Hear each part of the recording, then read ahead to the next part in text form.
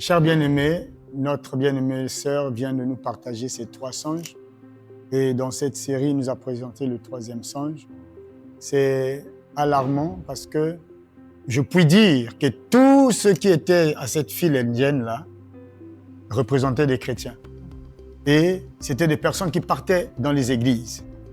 Et ce qui est douloureux, c'est que toutes ces personnes qui étaient dans cette file indienne-là, nul parmi eux n'a entendu dans l'église où ils communiaient, ces choses que les anges faisaient remarquer. Nous enseignons dans nos églises les bénédictions, la richesse, le bien matériel, la prospérité. Tout cela n'a rien à voir avec le salut de l'homme. Or, nous sommes à l'église pour préparer le peuple de Dieu au retour glorieux du Seigneur, à l'enlèvement. L'église est là, c'est le laboratoire de Dieu où les hommes de Dieu sont appelés à préparer l'épouse du Seigneur au travers des enseignements inspirés par le Saint-Esprit pour les préparer à être à l'image de Christ, car les ministères ont été donnés pour le perfectionnement des saints. Nous devons être perfectionnés pour arriver à atteindre la stature parfaite de Christ. Les enseignements ne sont pas là pour nous enrichir financièrement. La parole de Dieu n'est pas annoncée pour que nous soyons millionnaires, milliardaires. La situation sociale ou professionnelle puisse changer. C'est vrai, nous avons tous besoin de vivre la bénédiction de Dieu. Mais ce n'est pas le but d'abord, le but principal de l'évangile. Le but principal de l'évangile, c'est de voir les vies, les cœurs être transformés et les âmes être changées, se convertir pour se préparer à la rencontre du Seigneur. Amos a dit, prépare-toi à la rencontre de ton Dieu. Le temps touche à sa fin. Jésus revient bientôt. Dans quelle église tu communies? Qu'est-ce qu'on enseigne dans cette assemblée? Là où tu vas communier, est-ce qu'on t'enseigne le dépouillement intérieur et extérieur? Est-ce qu'on t'enseigne la sainteté totale, la crainte de Dieu? Est-ce qu'on t'enseigne que les mèches, c'est pas bon? Est-ce qu'on t'enseigne que les parures extérieures, c'est pas bon? Est-ce qu'on t'enseigne les pantalons que tu portes tout le temps? Est-ce qu'on t'enseigne les boucles d'oreilles, les bracelets, même les câbles? Certains même mettent des câbles.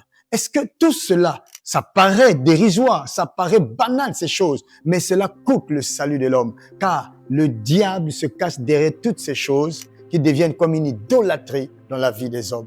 Mais Dieu t'appelle à la repentance. Renonçons à toutes ces choses. Renonçons à la vanité. Renonçons à la corruption, au compromis. Renonçons à toutes ces choses. Ne nous conformons pas au monde. Ne nous conformons pas au siècle présent, mais soyons transformés par le renouvellement de l'intelligence. Discernons quelle est la volonté de Dieu. Prends conscience. Prends la décision. Si l'église dans laquelle tu te trouves, on ne t'enseigne pas la saine doctrine, ton âme est en danger. L'enfer t'attend. Et puisque Dieu ne veut pas que toi et moi nous puissions nous perdre, le Seigneur t'appelle au salut. Donne ton cœur et ta vie à Jésus. Prends un nouveau départ. Sépare-toi du jézabélisme. Sépare-toi du monde, de la mondanité et de toute la vanité, de toutes les parures de Jézabel. Sépare-toi de toutes ces choses, car cela risque de faire perdre ton salut. Jésus t'aime. Il t'appelle à la repentance. Rien n'est trop tard. C'est pas encore trop tard. Puisque tu as encore envie, Jésus t'appelle à changer de vêtements, à te dépouiller des dieux étrangers et à marcher en nouveauté de vie. Jésus t'aime. Il t'appelle tout juste à prendre la décision de réparer là où tu dois réparer, de renoncer aux choses qui mettent un frein dans ta communion et dans ta relation avec le Seigneur. Jésus t'appelle et ne résiste pas. Si vous entendez sa voix, n'endurcissez pas vos cœurs. Comme cela fut dans le désert, les enfants d'Israël ont résisté à la voix et ont murmuré. On dit, c'est de n'importe quoi, c'est du mensonge. Mais il y a un rendez-vous qui ne rate jamais, la mort.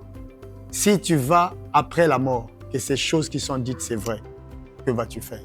Maintenant que tu as encore envie, la mort n'est pas encore là, réponds-toi. Donne ton cœur et ta vie à Jésus. Et Jésus te effacera tes péchés et te recevra et commencera une vie nouvelle. Jésus t'aime. Sois béni au nom de Jésus-Christ. Amen.